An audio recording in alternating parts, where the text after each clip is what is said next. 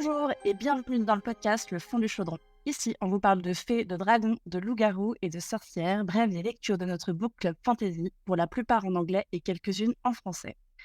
Le principe est simple, un thème, 4 lectrices, 4 questions auxquelles on répond à tour de rôle. Je suis Oriane et je suis accompagnée de Blandine, Claire et Lucie.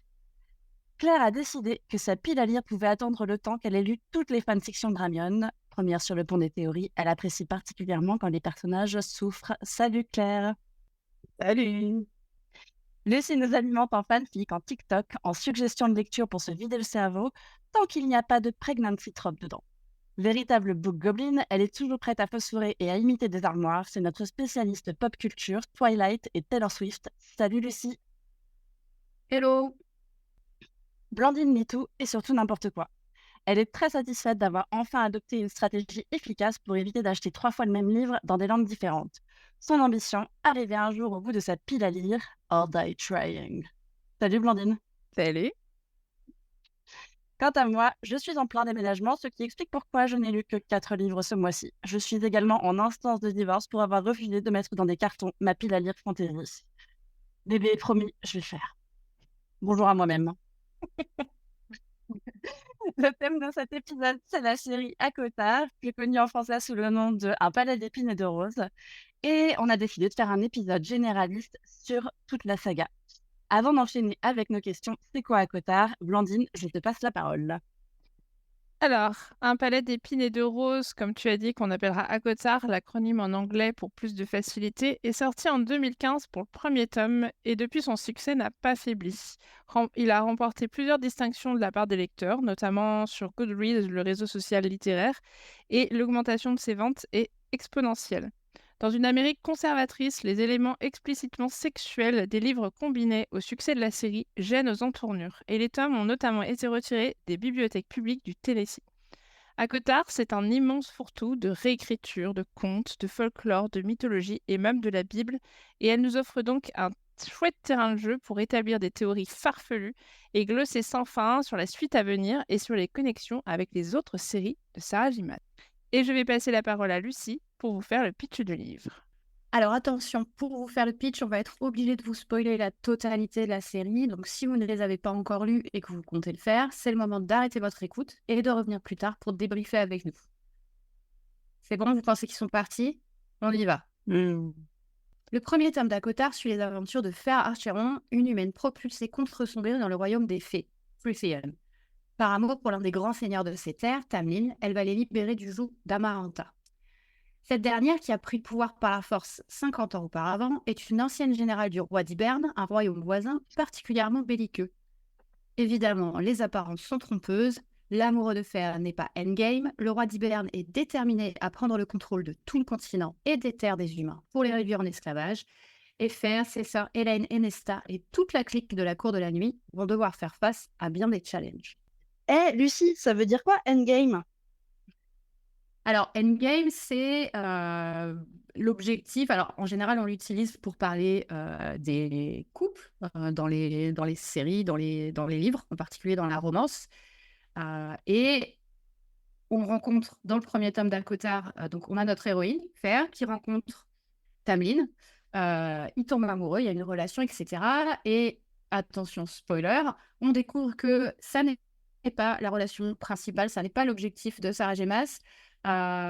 De laisser Fer et Tamlin finir leur beau jour ensemble. Ils furent heureux et eurent beaucoup d'enfants. Non, c'est plutôt attention, vous avez cru, mais en fait, je vais vous retourner le cerveau et on va faire apparaître un des personnages les plus appréciés, je crois, dans la communauté de lecteurs et lectrices, qui est Rhysand.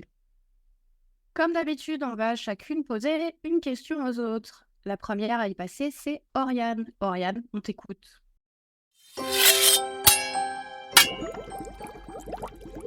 Alors ma question c'est, en fait j'en ai 2. C'est quel est votre personnage préféré et aussi quel est votre ship ou crapship?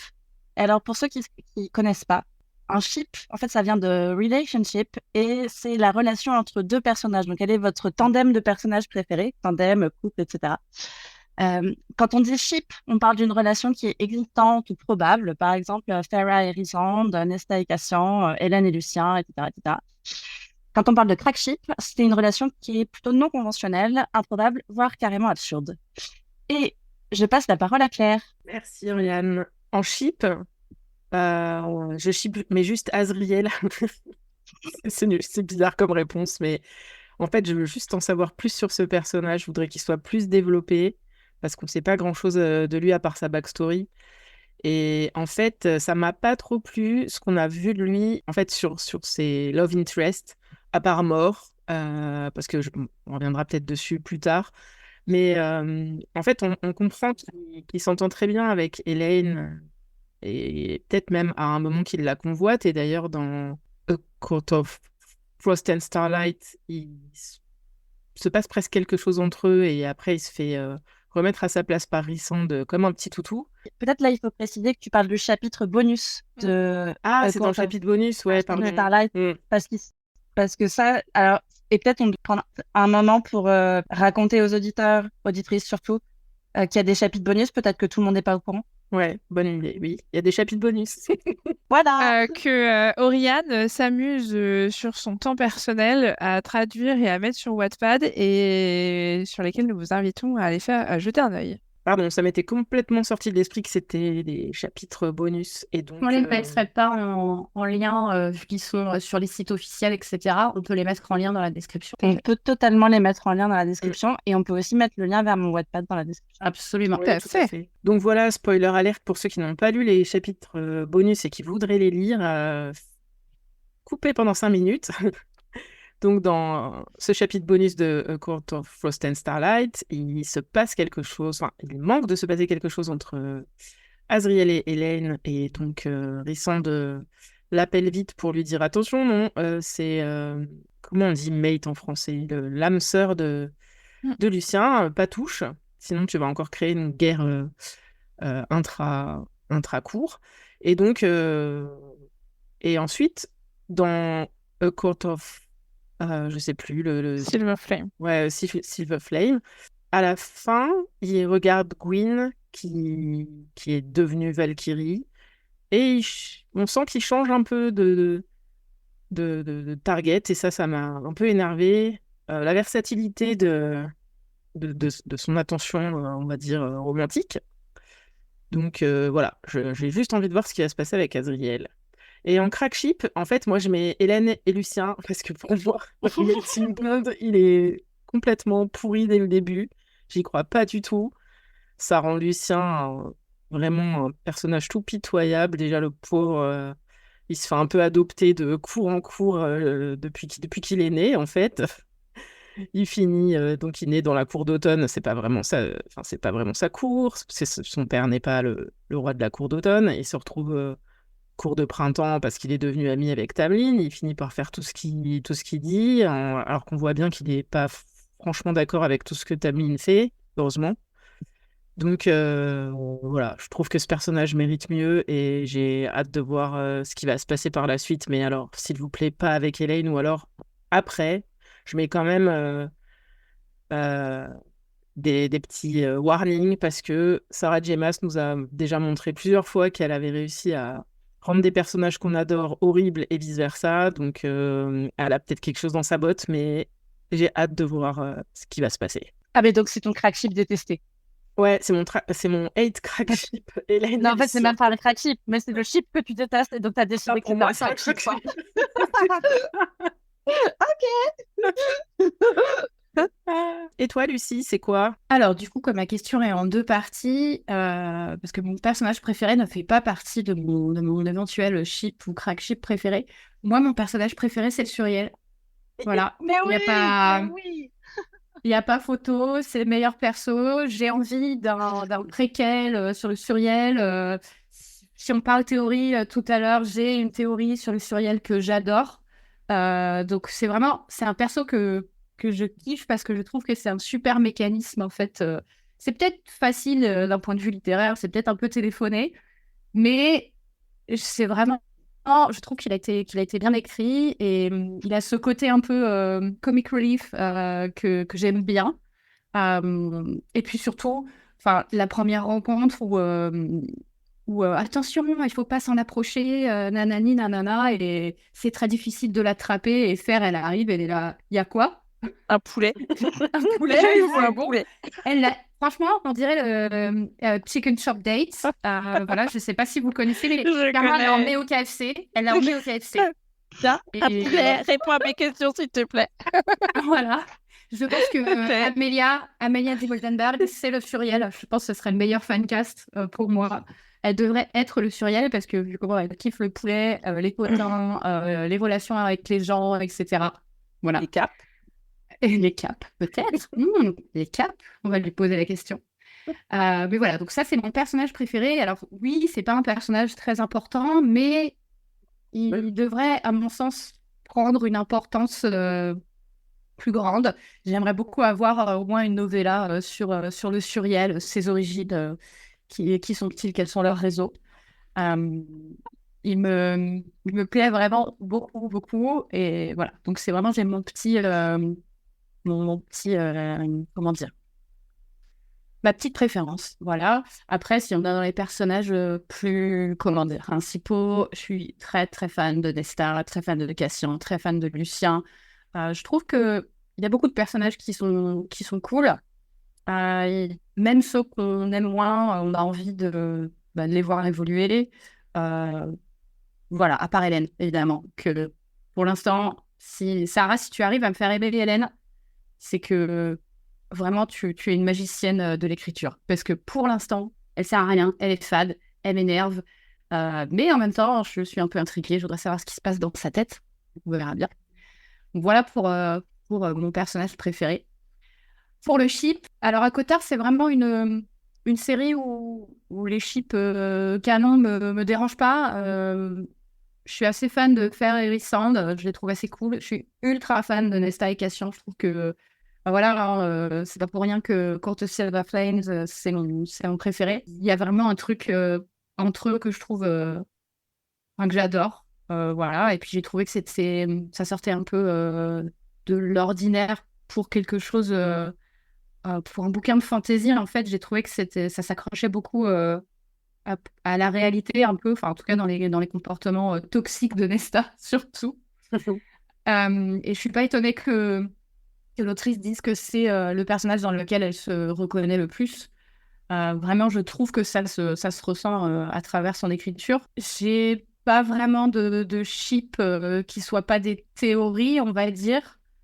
Donc ça, on en parlera peut-être plus tard, mais j'ai très très envie de savoir ce qui va se passer pour Lucien, pour Azriel. Voilà, c'est des personnages dont j'aimerais bien qu'on en sache rapidement un peu plus. Dans l'idéal, j'aimerais bien quelque chose qui sort un peu des standards hétéronormés. S'il te plaît, Sarah, fais ça pour nous. Sors-toi un peu les doigts et écris-nous un truc un peu inclusif, quoi. Voilà. Blandine, à toi? Oui. Bah, je rebondis sur ce que tu dis, Lucie. Moi, mon chip absolu, c'est très clairement Azriel et Eris. Je pense que c'est pas tout à fait un hasard si Eris a envoyé mort à la cour avec un petit mot agrafé sur le bide. Et voilà, c'est pas canon, c'est pas forcément probable, donc peut-être que ça rentre dans le crack chip selon la définition conventionnelle. Mais en attendant, moi, mon chip, c'est Adriel et Iris, tout simplement parce que, s'il te plaît, Sarah, effectivement, merde, arrêtons les relations hétéronormées, s'il vous plaît, une relation... Alors, on a mort, hein, quand même, qui a une relation, très clairement, il est dit que Oui. elle fricote, mais on a l'impression que le côté lesbienne, c'est un petit peu plus acceptable que le côté vraiment gay, et du coup, voilà, ce serait vraiment mon chip. En plus, ça ferait un arc de rédemption absolument magnifique pour Eris, qui, genre, je retourne ma veste, en fait. Tada! Je suis sympa, en fait. Donc, voilà, il y aurait ce côté-là qui serait chouette. Et je rejoins tout à fait Claire sur le crack ship. Pour moi, mon crack ship, c'est Lucien et Elaine. le mating band, pardon, c'est censé être rare. Et là, on en a à toutes les sauces. C'est-à-dire que vous voyez ce gif avec Kim Kardashian qui est là avec des billets et les envoyer. Bah là, c'est masse avec tous les mating bands. Alors que dans C'est toute clair. la série, elle est là en train de nous dire c'est hyper rare de le trouver, etc. Et là, genre, ils sont tous comme ça. Alors, sur Nesta et Cassian, c'est un peu compliqué. Cassian s'en doutait et il se met en place de façon progressive et il y a vraiment un truc un peu métaphysique où ils sentent le bond se mettre en place et du coup, voilà, il y a vraiment un truc clac. Et donc, c'est plus progressif. Nesta, elle était un peu reluctant, je sais pas comment dire ça en français, un peu réticente au truc.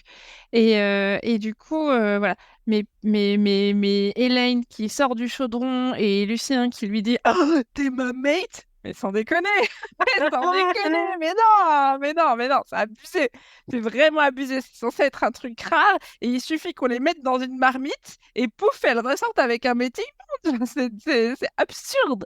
Donc voilà, C'est je rejoins Jean. Claire sur le sujet et moi mon crack shit c'est ça et je voudrais vraiment que justement Mass aborde ce point des comme quoi le destin peut te donner un mating bond, donc un lien d'amour, que je crois que c'est comme ça qu'ils le traduisent en français, et que pour autant tu fasses le choix de ne pas le suivre et de ne pas... et voilà, pour moi, ce serait vraiment super qu'on ait ce côté un peu que l'amour, ça peut aussi être un choix et que c'est pas un truc que le destin t'impose et que tu peux recréer quelque chose avec quelqu'un qui soit aussi fort que cette destinée, que cette fatalité quelque part. Moi, je suis optimiste pour vous parce que à un moment donné, dans les livres, est apparu le concept de stranded mate. Donc, c'est mates qui ont été, je sais pas comment on dit, mais Éloignés. non acceptés. Non, c'est pas éloigné. C'est quand le mating bond n'a pas été rejeté. rejeté, exactement. Quand il a été rejeté, et donc tu as une sorte de... et ce truc a été introduit, mais n'a encore jamais servi. Tout à fait. Donc, peut-être que c'est une des rares choses que j'apprécie dans le plotline d'Elaine, c'est que elle se laisse pas faire. En tout cas, si effectivement ils sont mates, voilà, elle dit non et elle garde. J'ai l'impression que est-ce que c'est pour représenter qu'elle garde une partie de son humanité, j'en sais rien. Mais c'est une des rares choses que je trouve positives dans la façon dont est écrite ce personnage, c'est que au moins elle dit non et alors, j'allais dire elle se bat pas vraiment parce que voilà, elle est pas un peu molle. Très combative, ouais. Non, pas très combative, mais au moins il y a ça. Personne n'a la force aussi et ça voilà, j'aimerais bien justement effectivement que ça soit exploré dans ce sens-là, dans le sens que ça soit stranded mates ou pas, mais en tout cas cette idée que oui, on peut trouver l'amour ailleurs et qu'on n'est pas obligé de rencontrer son âme sœur pour être heureux, quoi. Alors après, je suis pas sûre que ce soit une tendance en mode Elaine, c'est une partie de son humanité qu'elle garde et que du coup, c'est pour ça qu'elle refuse le mating band. Je suis pas trop d'accord avec ce type de théorie. En revanche, je pense que c'est malgré tout la plus introspective. Je sais pas si c'est du tout un mot des trois sœurs. Je pense que c'est vraiment quelqu'un qui prend son temps pour prendre des décisions et qui est très analytique et qui, pour le coup, on a dans le premier tome un aperçu d'Elaine qui est très superficiel, mais en attendant, c'est la seule. Nesta aussi. Nesta. Dans le premier tome, c'est Javotte et Anastasie. Alors, moi, je suis d'accord. alors moi, je l'ai relu une deuxième fois et je suis en cours de deuxième relecture et très clairement, c'est pas franchement le cas. Nesta, c'est la seule qui se laisse pas prendre au glamour de Tamlin pour dissimuler le fait que Fer est pas du tout parti s'occuper de sa tante et malade, etc. Alors, ils disent parce qu'elle a une volonté de faire et que finalement, le fer repousse les pouvoirs fées et les fées de façon générale. Mais en attendant, c'est la seule qui se laisse pas prendre au jeu là-dessus, alors que Elaine et son père, ils sont en mode oui, Fer, elle vit sa meilleure vie et tout va bien et tout. Donc elle a un côté très superficiel là-dessus. Mais je pense qu'on oublie assez facilement la différence d'âge qu'il y a entre les trois sœurs, que quand l'histoire commence, Fer, elle a 18 ans, et que je crois que Elaine, elle a pas beaucoup plus. Même en étant un peu cuit les petits oiseaux, c'est quand même celle qui, dans le tome 1, en tout cas, de ce qu'on peut en voir, et c'est très peu ce qu'on en voit, c'est celle qui prend le plus le temps de la réflexion et de se poser avant de prendre une décision. Et moi, je le vois comme ça, pas forcément comme étant une caractéristique humaine qu'elle garde, mais vraiment comme un trait de caractère qui est que Elaine, elle se pose, elle analyse et après elle prend des décisions. Là où Fer est pense vite et réagit vite, et Nesta juste réagit sans forcément penser. Et on a vraiment ces trois traits de caractère dans les trois sœurs qui, pour moi, sont assez marrantes à analyser. Voilà. Et la dernière partie de la question de Oriane, c'était quel est votre personnage préféré? Pour moi, c'est Cassian. Il est loyal, il est sûr de lui, il est sûr de ses sentiments. Pour moi, c'est le plus adulte de tous, alors que c'est celui qui a effectivement, comme disait, alors toi c'est le Suriel, moi c'est Cassian, c'est celui qui a le plus de comic relief, qui pour moi est le plus drôle, et pour autant c'est aussi, ouais, il est fun, mais c'est le plus adulte de tous.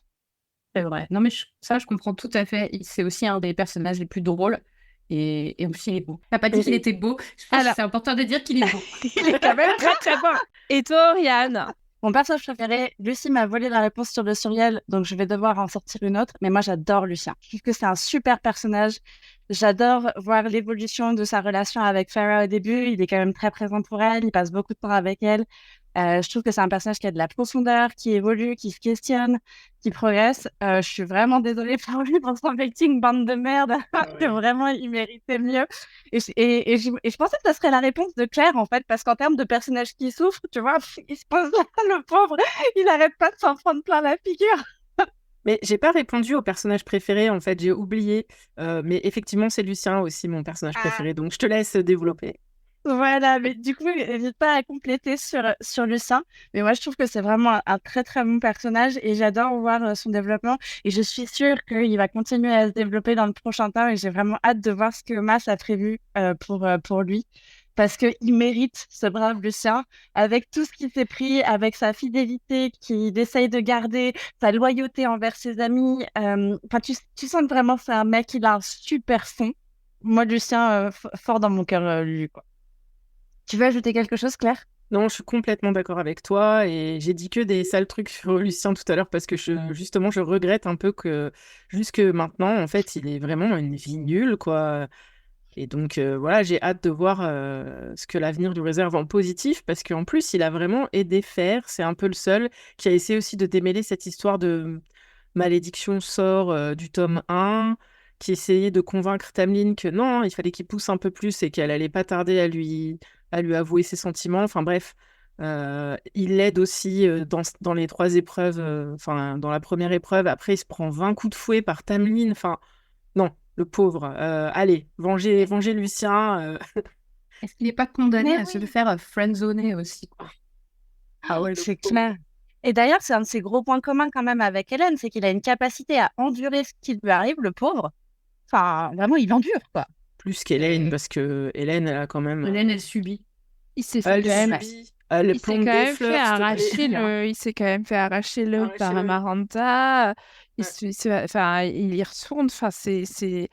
Mais surtout, moi, je trouve ce qui est hyper touchant avec Lucien, c'est qu'en tant que lecteur, on connaît son histoire alors que lui, il la connaît pas. Et du coup, on Ouais, a c'est un vrai. petit moment où il va la découvrir. C'est vrai. Il y a vraiment ce truc, cette asymétrie d'information entre nous qui fait que tu te dis, OK, forcément, à un moment ou un autre, il va découvrir son origin story et on sera là pour ça. Tu vois. Oui, c'est vrai, parce qu'Azriel, lui, il la connaît, donc il sait pourquoi ses 2 frères le torturent. Lucien ne sait pas. J'étais en train de me faire la réflexion que je pense qu'il y a plein de gens qui ont envie que Hélène rejette le mating bond avec Lucien pour prouver qu'on a du libre arbitre et tout. Et franchement, Mm. je les comprends, quoi. Mm. Ouais. Et tu vois, c'est marrant parce que j'adore Lucien et du coup, j'ai vraiment envie que le prochain tome apporte toutes sortes de soulagements aux mots de Lucien. Mais pour autant, mon crack ship, genre moi, mon ship, qui est en fait plutôt un crack ship, c'est Hélène Tamlin. Parce que je crois à l'arc de rédemption de Tamlin. Et parce que Hélène, à la cour du printemps, c'est le bon sens même. Elle est celle qui va permettre à la cour du printemps de sortir de son statut de ZAD.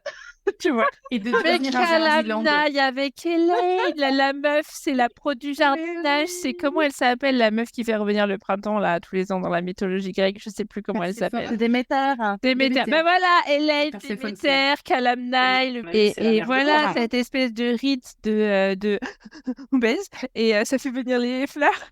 Bah, c'est la fertilité. Bah, on en reparlera après, des théories. Ouais, moi j'aime cette théorie en tout cas. Est-ce que l'heure n'est pas venue par hasard de passer à la question de Lucie?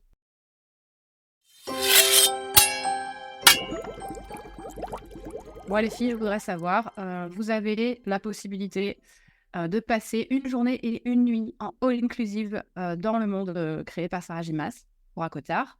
Je veux savoir où est-ce que vous allez, ce que vous faites et avec qui. Et question bonus à la fin, qui est-ce que vous ramenez dans notre monde pour une journée et une nuit et pourquoi faire? Alors, moi, je vais faire très, très, très classique. C'est vraiment du classique. C'est horrible tellement c'est blend. Moi, je choisirais de passer une journée et une nuit à Vélaris. La journée pour me promener dans les rues, aller visiter. Et c'est quand même décrit comme étant une super, super ville. Et moi, j'aime bien visiter les villes. Donc, voilà. Et la nuit, ben, en fait, on nous vend une super vie nocturne à danser et à boire, et notamment avec toute la clique de la cour de la nuit. Et je pense que ça pourrait être chouette de les voir effectivement dans ce mode sans pression et sans enjeu de la guerre à venir et tout ça. Et dans cette espèce d'insouciance. Et qui est-ce que je ramènerais? Alors, c'est un gros spoiler. Mais dans une autre des séries de Maas, Azriel fait une apparition. Et dans cette apparition, il est hyper open à tout ce qui est nouvelles technologies qui viennent de notre monde à nous. Du coup, ça me rassure sur sa capacité à accepter ça. Et donc, moi, la personne ou le personnage que je ramènerais, ce serait Az. Et je pense que je lui ferais visiter des trucs dingues. Et je suis désolée pour Claire que j'ai spoilé un C'est pas grave. tout petit. Mais c'est vrai que pour les gens qui ont reconnu ce dont Blandine parlait, c'est vrai que c'est une super scène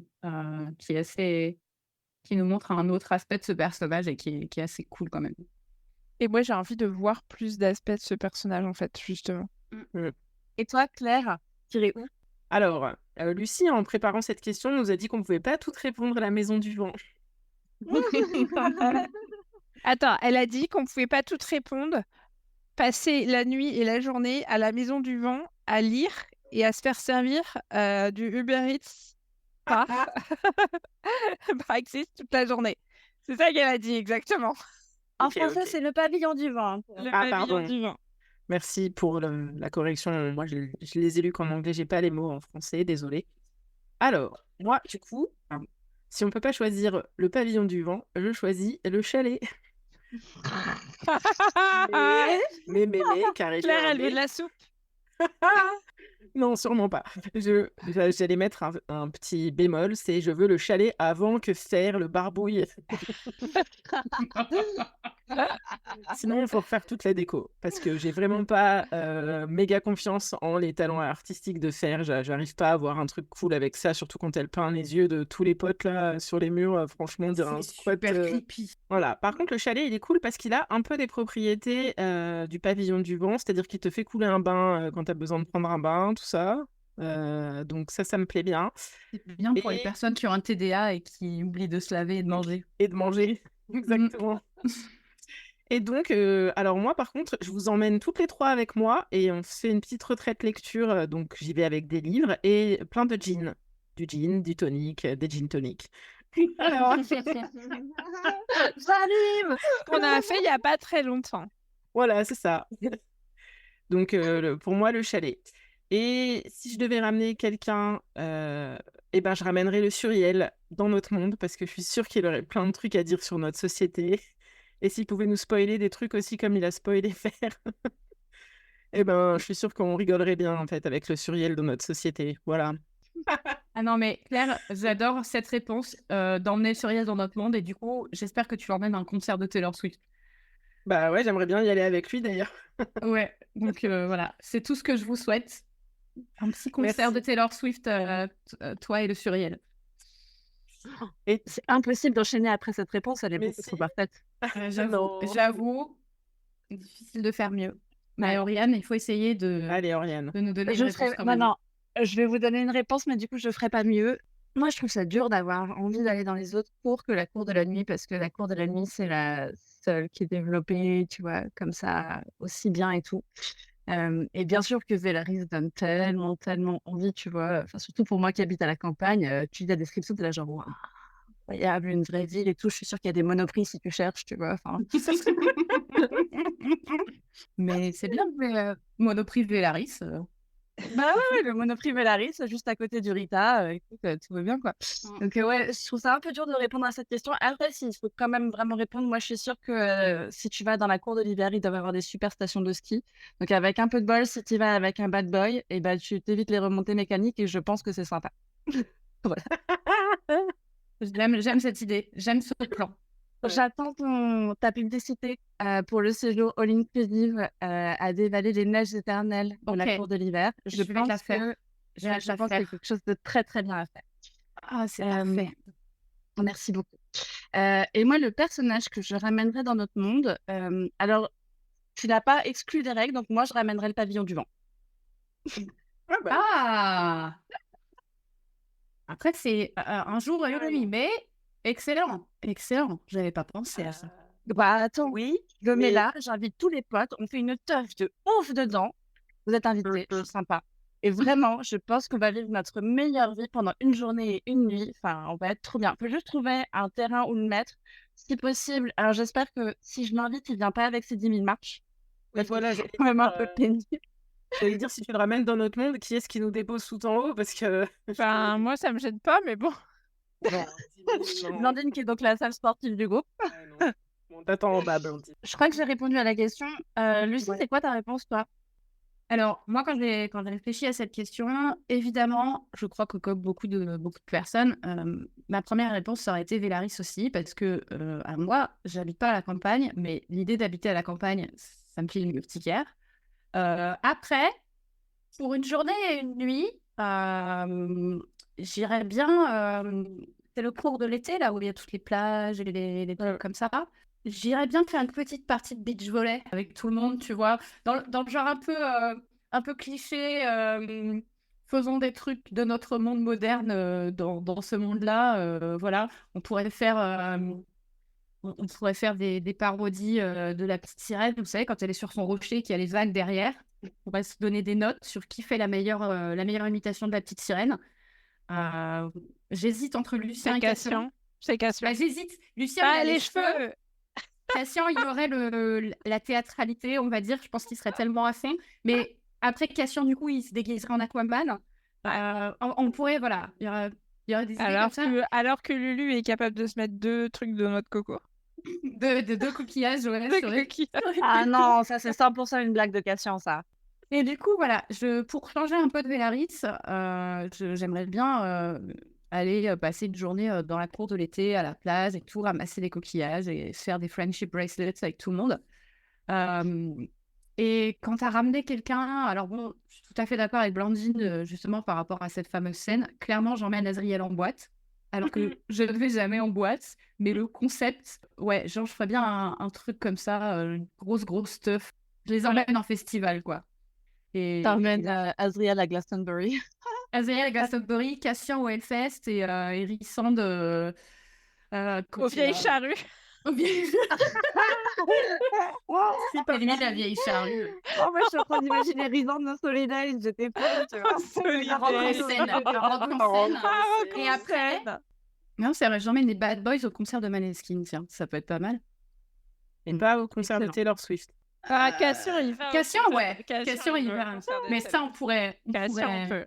Ça pourrait être une question. Hein. Ah ouais. D'après vous, quel est l'album et la chanson préférée de chaque personnage Ouais, c'est vrai. du cercle intime de Fer Alexandra? Clairement. Donc voilà, moi, c'est ma réponse.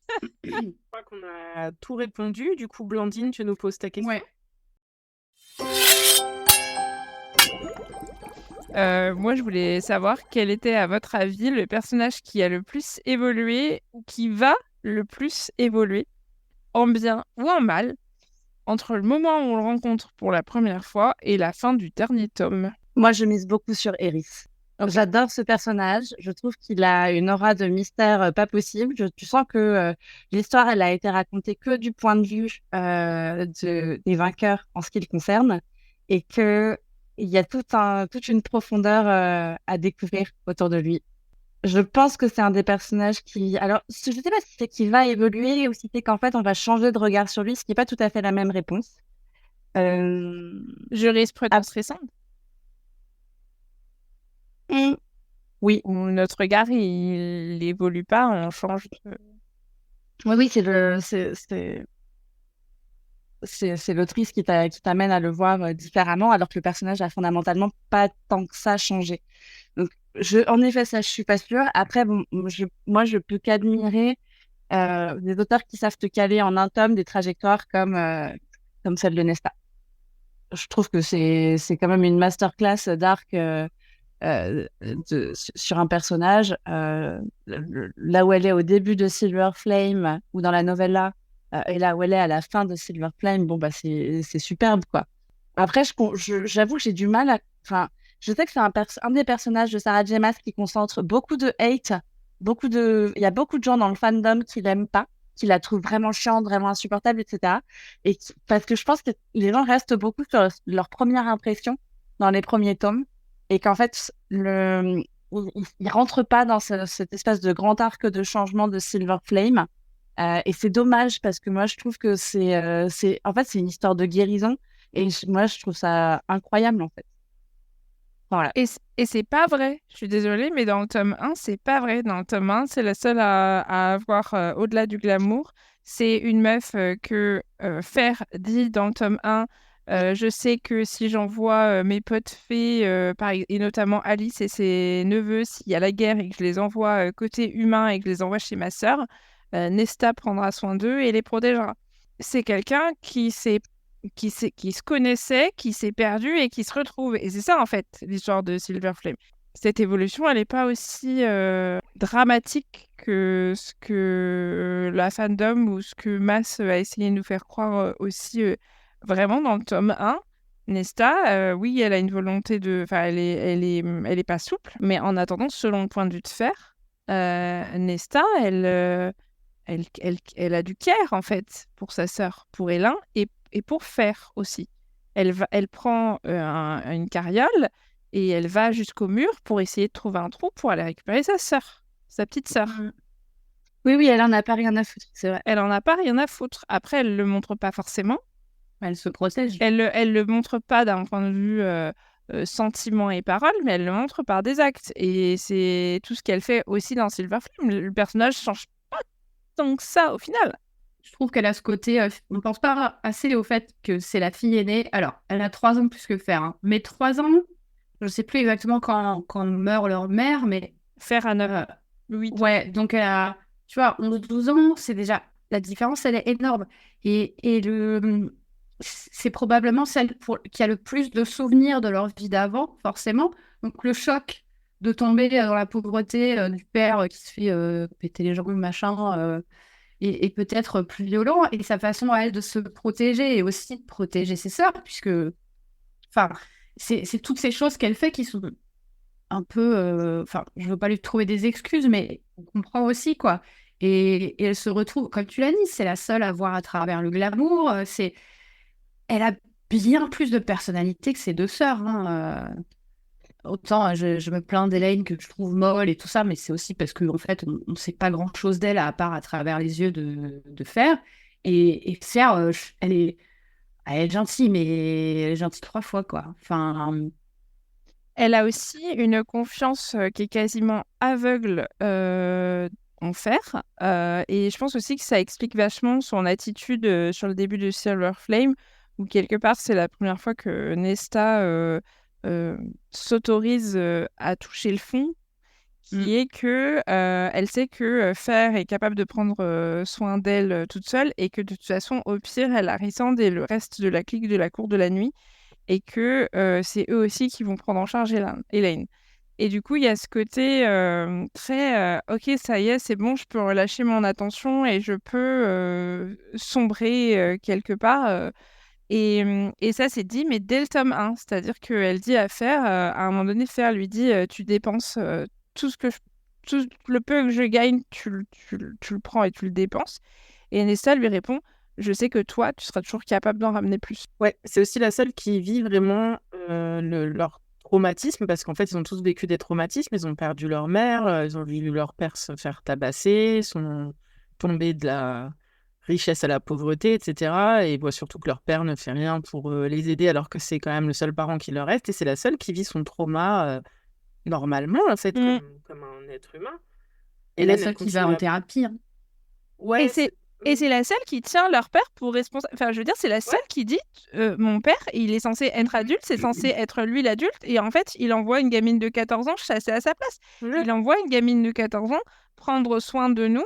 Et en fait, je pense que Nesta, elle aurait été capable de le faire et elle le fait pas aussi en mode mais c'est à toi de prendre tes responsabilités, mec, tu es l'adulte quelque part du noyau et de la famille et tu le fais pas. Et c'est très très bien dit dans le tome 1 d'ailleurs. Ouais, moi je trouve que c'est une très bonne écriture, un très bon personnage en colère. Et je trouve que c'est Ouais. chouette d'avoir des bons personnages féminins vraiment vénères, vraiment en colère et qui ont de bonnes raisons. Et je trouve que le traitement de la colère de Nesla tout au long de la saga, il est vraiment super parce que tu vois vraiment l'évolution, la place que prend la colère dans sa vie, les moments où ça surgit, les moments où elle arrive à le maîtriser, les moments où elle n'y arrive pas. Et ça m'a parlé. Alors, Nesta est vraiment loin d'être un de mes personnages préférés, pas du tout et tout. Mais moi, je relate à ça sur un plan vraiment personnel, parce que j'ai eu vraiment des gros soucis de colère à certains moments dont la thérapie m'a totalement sortie. Et vraiment, je voyais le truc, quoi. Et c'était fou de voir un personnage aussi bien écrit de ce point de vue-là. Mais pour moi, son évolution, elle est complètement logique et pas du tout inattendue. Ah, moi, je suis d'accord. Ça, c'est vrai. Ouais. Après, je sais pas alors, à la fois, elle est logique et elle n'est pas du tout inattendue. Et en même temps, je pense qu'elle aurait aussi bien pu ne pas voir le jour parce que je sais pas si c'était tant que ça prévu dans la saga de Mass d'arriver à ce niveau de détail sur les personnages. Ça, je sais vraiment pas. Ouais, je suis pas sûre non plus. Mais elle a réussi à tourner un truc qui était ok, c'est une meuf vénère qui a plein de traumas et qui tient pour responsable les vraies personnes qui en sont responsables. Et elle a réussi à le tourner dans un arc d'apprentissage et de grandeur psychologique et de rédemption quelque part. Et c'était assez fort pour le coup. Ouais. Alors que, à contrario, l'évolution et de Farah et de Rysand me saoule. Mais me saoule, tu vois. Je tu disais au début de l'épisode que toi, tu aimais toujours bien le couple Farah-Rysand. Alors, personnellement, moi, il me gave, mais au millième degré. Hein.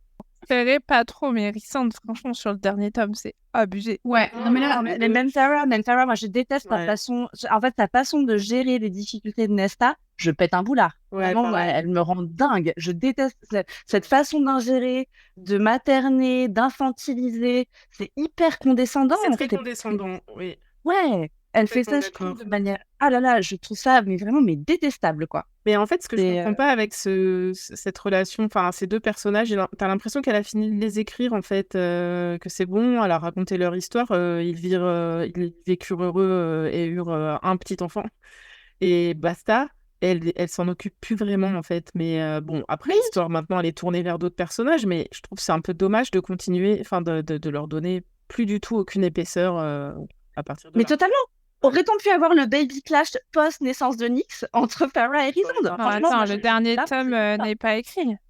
Non, Oui, mais bien bon, sûr, mais dans Silver Flame, ils sont inexistants ou au mieux relous, quoi. Quand ils font la morale à Nesta au tout début. Ouais, Non, je- mais clairement, il faut enlever. En fait, cette partie-là, effectivement, elle n'est pas du tout. Enfin, là, leur évolution, elle commence à être un peu pourrie. Genre, c'est bon, ils ont Voilà. accédé au bonheur parfait, ils ont réussi à avoir un enfant. Mm. C'est littéralement la fin de conte de fées. Bah, en fait, c'est pas une raison pour être détestable avec les autres. Cela dit, du coup, je trouve que ça change un peu La de. dynamique. Ouais, et puis du coup, alors est-ce que c'est pour nous faire apprécier plus Nesta? Tu l'as dit, hein, elle n'est pas très appréciée dans la fandom et tout. Ça, j'en ai aucune idée. Mais c'est aussi, bah, c'est un point de vue différent. Et c'est vrai que on voit beaucoup à travers les yeux d'un personnage. Et là, ça commence à changer. Et on va peut-être apprendre des choses sur des personnages principaux auxquels on ne pensait pas forcément. À Mais qui oui. tu penses? Du coup, Non, mais c'est ça. quoi, toi, ta réponse sur le personnage qui a le plus évolué ou qui va le plus évoluer? En fait, dans ma réponse, il y a surtout un vogue, quoi. C'est-à-dire que moi, j'aimerais bien qu'on voit Lucien évoluer, évidemment. Parce que on en a parlé, hein, il a une super base, il est loyal, c'est un super ami. Alors, il vit des trucs pas cool sentimentalement, enfin, même avant, hein, quand même. On rappelle que sa meuf a été butée. Enfin, il y a toutes ces histoires un peu folles. Alors, c'est un personnage que j'ai envie de voir évoluer. Après, dans voilà, entre le premier et le dernier tome, je ne sais pas si j'aurai une réponse très définie. Je trouve que. Attends, à la fin du dernier tome, je te parle pas de Silver Flame, hein, c'est genre la fin du dernier tome éventuel de la série. Ah, ok. Ah oui, donc, bah, moi, j'aimerais bien qu'on voit plus d'évolution, de développement de Lucien. Pour l'instant, je trouve que effectivement, Nesta, elle a bien plus évolué. Bah, elle a fait sa thérapie, elle. Et oui, c'était violent et on a eu tous les détails un peu cracra et tout. Mais voilà, elle est passée par ça. Chose que, euh, que les autres personnages, je sais pas, j'ai trouvé que c'était moins puissant dans le cas de Farah. Pourtant, c'est le personnage principal. Elle est passée par des choses terribles et tout ça. Et je sais pas, est-ce que c'est la façon dont elle a été écrite? Est-ce que c'est son côté main character qui me la rend peut-être parfois moins sympathique? Je saurais pas dire. Elle a quand même une belle évolution, mais j'ai l'impression que c'est une évolution de sa situation et pas de sa personnalité. Alors, je suis pas tout à fait d'accord avec ça. Donc, quand même, dans Court of Silver Flame, justement, elle passe un savon à Rhys qui, lui, pour moi, est le personnage qui a le plus évolué en mal.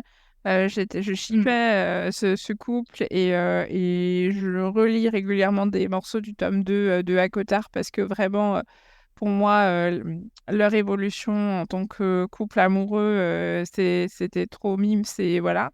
Et le côté hyper où il lui cache les problèmes sur sa grossesse et il est vraiment, vraiment, vraiment Ouais. très désagréable et je n'aime pas du tout. Et en fait, ça faisait vraiment jurisprudence Tameline, genre arrêtez de cacher des choses aux meufs, vraiment, s'il vous plaît. Enfin, c'est insupportable, le Ils côté sont aussi hyper toxiques l'un que l'autre, protecteur hein. et Ouais. c'est toxique et tout. Et je trouvais ça hyper dommage parce que justement, on nous le mettait en noir et blanc de Tameline, genre en négatif.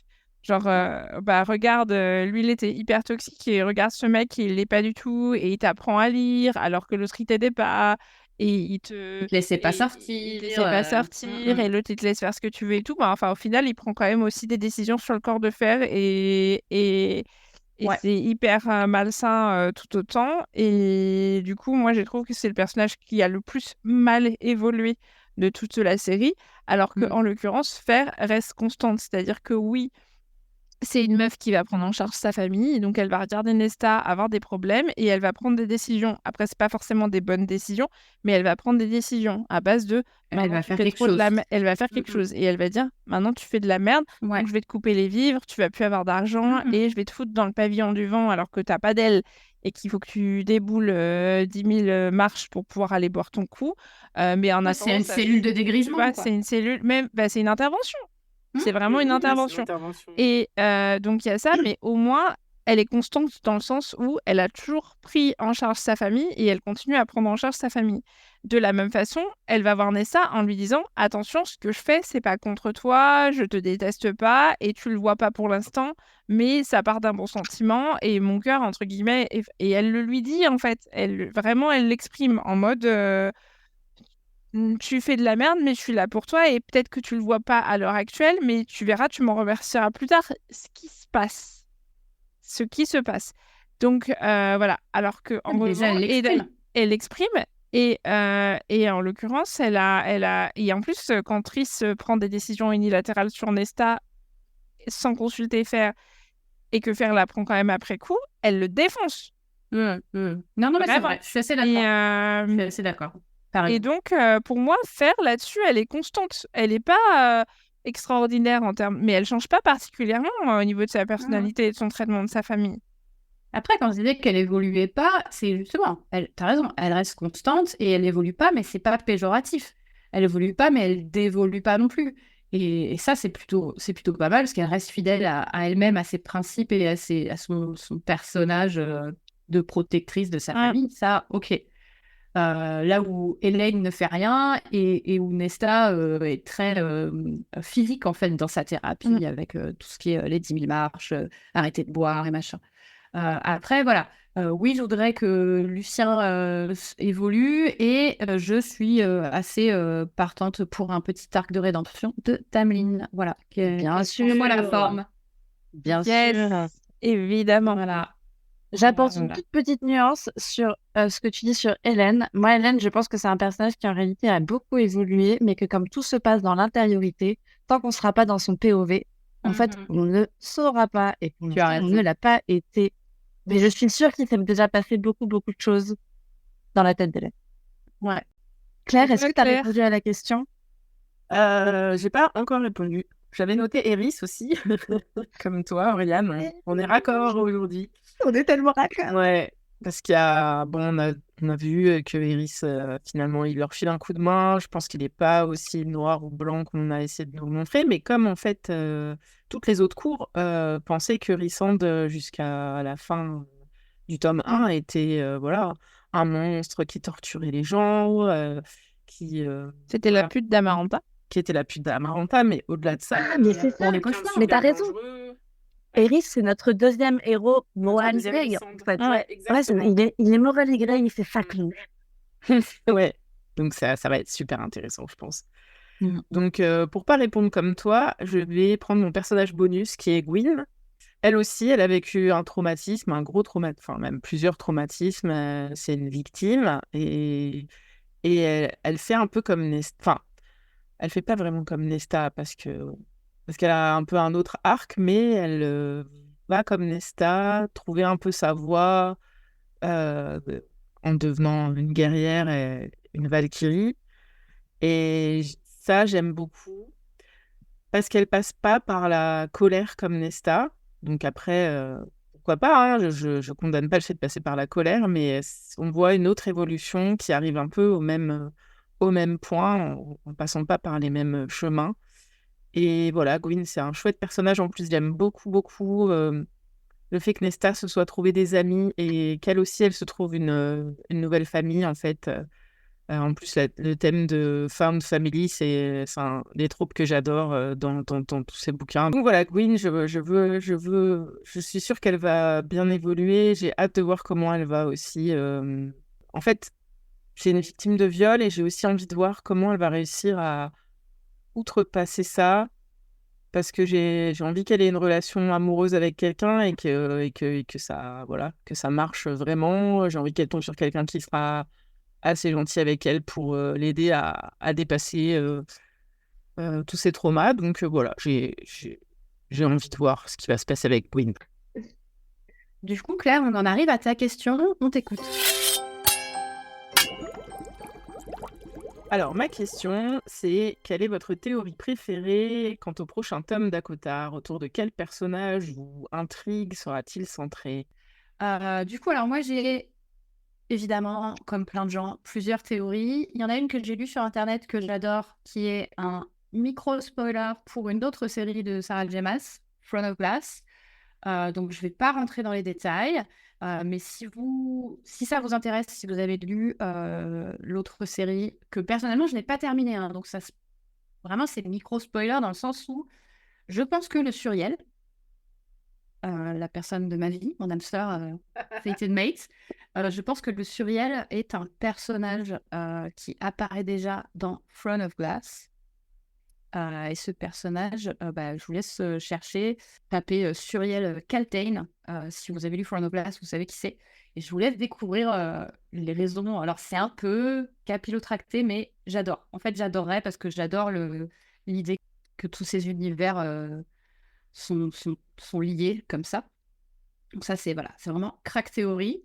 J'adorerais que ça soit vrai. Sinon, une théorie sur le prochain tome, j'aimerais bien que ça ne soit pas sur Lucien et Hélène.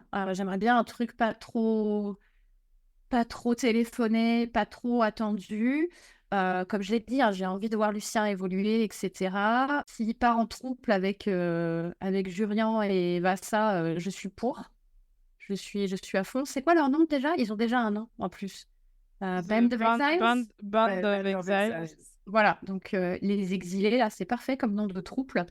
J'ai plus de théories sur ce que je ne veux pas. J'ai plus de théories que je ne veux pas voir apparaître.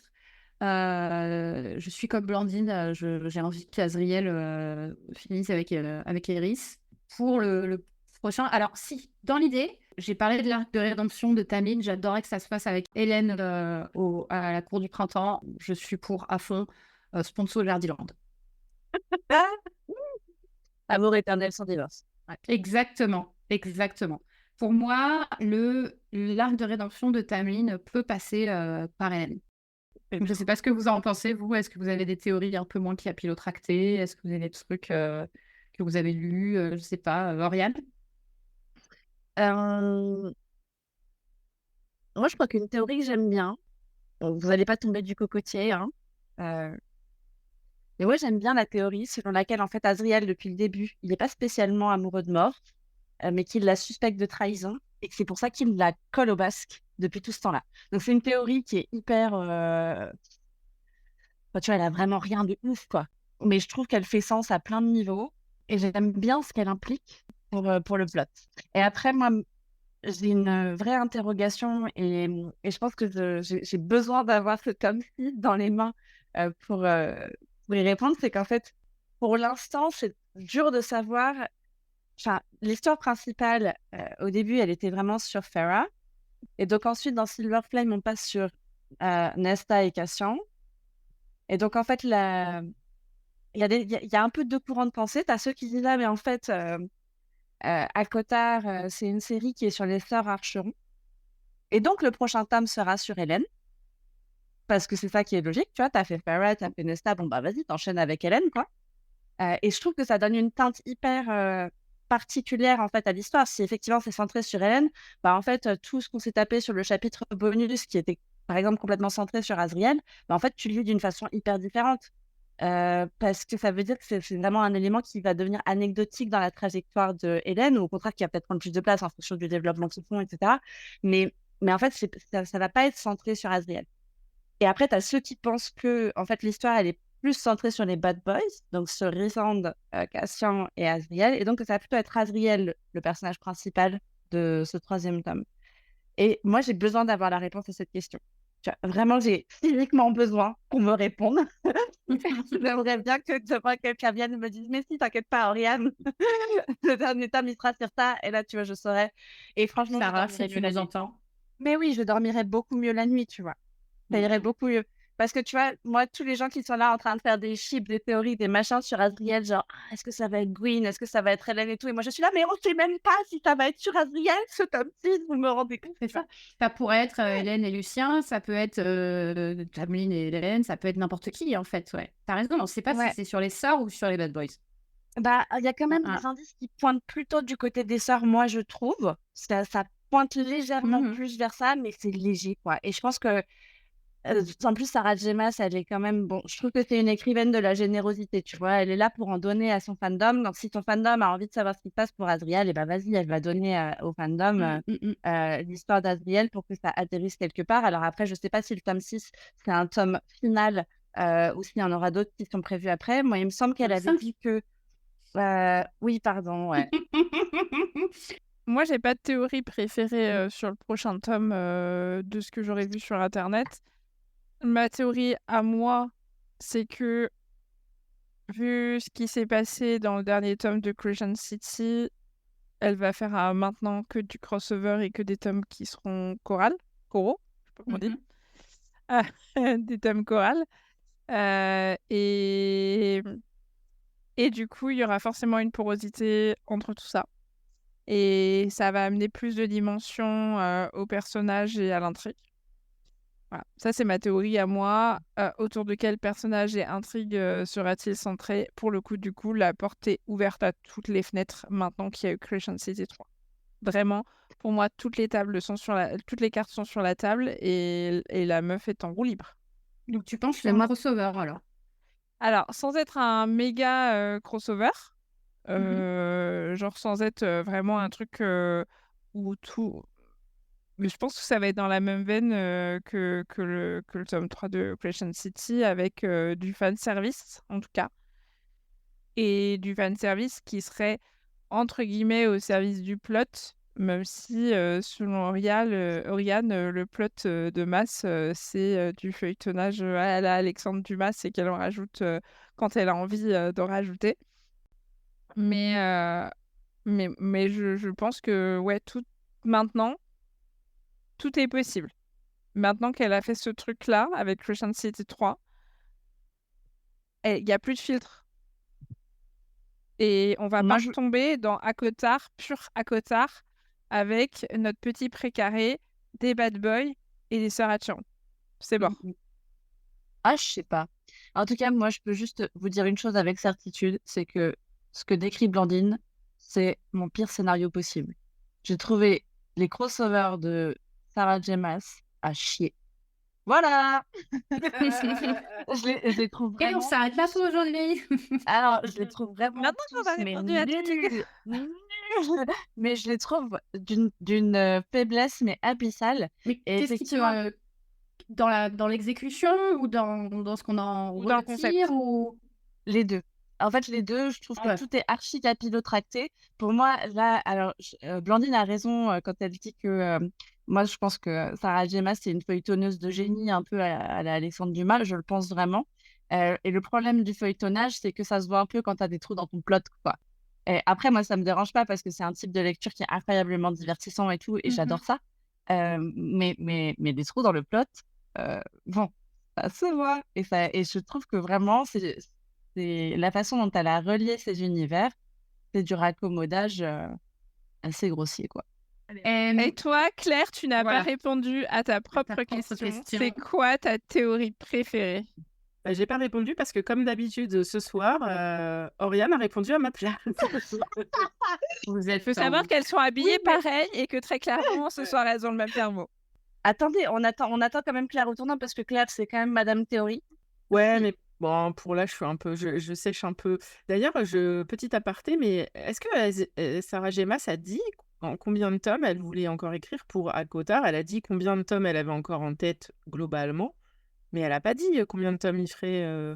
En 2020, elle a dit... Enfin, il y a eu confirmation qu'il y avait 2 autres bouquins plus une novella Mais pour Akotar ou dans l'absolu? pour Akotar. Tout ça ne nous dit pas... Donc moi, j'aime cette théorie. Bah, c'est surtout que Sarah J. Maas a dit il y a pas très longtemps, je sais plus dans quel média, que dans le prochain tome de Akotar, il y aurait une trahison au sein du cercle proche de Rhysand, donc. Et donc tout le monde spécule, enfin beaucoup de gens spéculent sur le fait que ce soit Mort qui trahisse les autres. Et moi, j'aime beaucoup cette théorie parce que Mort, elle est quand même assez opaque, surtout dans les derniers tomes où on l'envoie à l'autre bout du continent pour, je sais pas, pour faire des missions très obscures. On ne sait pas exactement qu'est-ce qu'elle espionne, qu'est-ce qu'elle fait. On sent que c'est complètement un agent double puisqu'elle maintient l'illusion de la cour des cauchemars. C'est la cousine de Rissand, mais on ne sait pas grand-chose de plus sur sa famille, si ce n'est qu'avant, c'était eux qui détenaient un peu le pouvoir dans cette cour et que ça a été un peu retourné. Et maintenant, ils font juste l'illusion que la cour des cauchemars, c'est vraiment un endroit horrible et que ça représente presque même toute la cour de la nuit. Donc, j'ai envie d'en savoir plus et j'aimerais aussi qu'il y ait une vraie trahison et pas que ce soit de nouveau une fausse trahison. Jurisprudence Alice dans Twilight, quoi, qui disparaît et qui réapparaît, genre, vous avez cru que vous allez tous laisser tomber, mais en fait, c'est parce que j'étais partie chercher la solution. Tu étais J'ai partie pas envie- chercher des cigarettes. Non, moi, je veux vraiment qu'il y ait une vraie trahison parce que je trouve que c'est quand même, bon, à part les conflits politiques, voilà, avec le roi d'Hiberne et tout ça, je veux un peu, je veux que ce soit un peu moins lisse et qu'il y ait vraiment, enfin, franchement, une vraie bonne trahison où tout le monde est sur le cul, je trouve que c'est super dans une histoire. Et peut-être ça redonnerait un peu plus de profondeur à Rissand, qui, donc, comme on l'a dit tout à l'heure, nous saoule maintenant. Donc, j'ai vraiment envie de voir ça. Où tout le monde meurt. Mais Claire, pour résumer, Car est-ce que ce Claire que tu veux- aime que tout le monde C'est meurt. que les gens souffrent. Ben voilà, j'allais dire, pour résumer, Claire, est-ce que tout simplement, ce que tu veux, c'est pas que les gens souffrent? Exactement, je veux que les gens souffrent, je veux qu'ils soient déçus, qu'ils soient très tristes et, et qu'ils croient plus en rien dans la vie, voilà. Mais en vrai, c'est marrant ce que tu dis sur mort et sur le fait que ça met en perspective sur le fait que tu dises que c'était effectivement, tu m'as rappelé que c'était sa famille qui gouvernait avant la cour des cauchemars et donc la cour de la nuit. Et vraiment, du coup, Alors moi, j'y croyais que moyennement à cette théorie de mort, trahison, agent double, etc. Et en fait, le fait de t'entendre dire ça, ça me fait réfléchir et de me dire, est-ce que effectivement il n'y a pas ce côté, je vais récupérer ce qui est de mon droit quelque part? Soit ça, soit autre chose, mais ouais, effectivement, on voit que Mort, c'est un peu une rebelle, qu'elle n'était pas du tout contente qu'on veuille la marier à Aerys ado. Donc tout ce qu'elle trouve, c'est genre de pas être vierge pour le mariage, pour bien les énerver en se disant qu'elle va peut-être s'en sortir comme ça. Et bah peut-être qu'en grandissant, qu'en mûrissant, elle a des idées un peu plus tordues et un peu plus abouties. Donc, en tout cas, moi, je suis partante pour ce scénario. Donc, abouler les trahisons, les gens tristes et qui souffrent. Voilà. Je crois qu'on a répondu à toutes les questions. Maintenant qu'on a répondu à toutes les questions, l'heure est venue de nous dire au revoir. Mais ce n'est pas fini. Le prochain épisode du Fond du Chaudron sera consacré à Bride de Ali Hazelwood. En attendant, vous pouvez nous retrouver sur Instagram. Suivez le compte Le Fond du Chaudron tout attaché. Et bien sûr, si vous connaissez quelqu'un qui a adoré ACOTAR et qui, comme vous, théorise sur la suite des aventures de Nesta, Azriel et des autres, faites-lui découvrir cet épisode. Prenez soin de vous. N'oubliez pas de lire les livres qui se trouvent déjà dans votre pile à lire. Et à bientôt!